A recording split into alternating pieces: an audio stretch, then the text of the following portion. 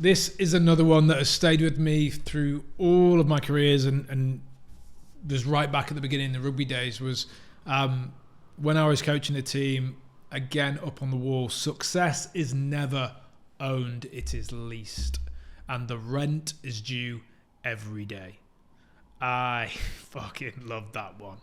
And it's just so true. I mean, really, really true in a sporting construct of that you've got a game every week and, season on season on season. It's the American thing, isn't it? It's not those that win a championship. It's the repeat. It's the three-peat.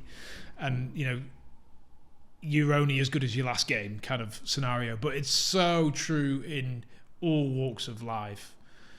Where again, I've said this before, like success overused word, certainly on this YouTube channel, just for kind of where we want it to be in life. But if we're using success as a very holistic term, it can never be achieved. It's never owned. You are never, you've hit it. You hit the mark. You're successful.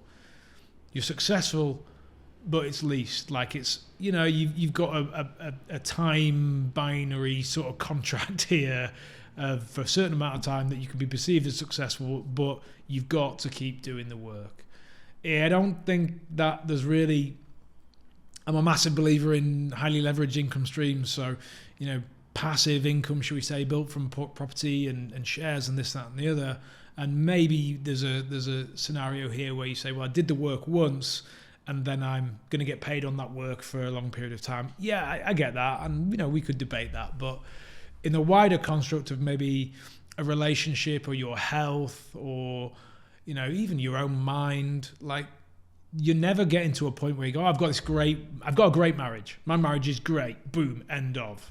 We are successful in our relationship until, of course, you're not, because you stopped doing the fucking work and then it went away all of a sudden because it was leased, it wasn't owned, and the rent was due every day. I am in great shape until I'm not in great shape anymore because I thought I was successful and I was in great shape there. So I kind of took my foot off the pedal, started getting a micro, McDonald's on a weekend and then maybe another night out on the piss. And I just started doing more corporate dinners, meals, boom, boom, boom. A year down the line, I'm actually not in the shape I thought I was because, again, success was only leased. The rent was due every day and I didn't do the work.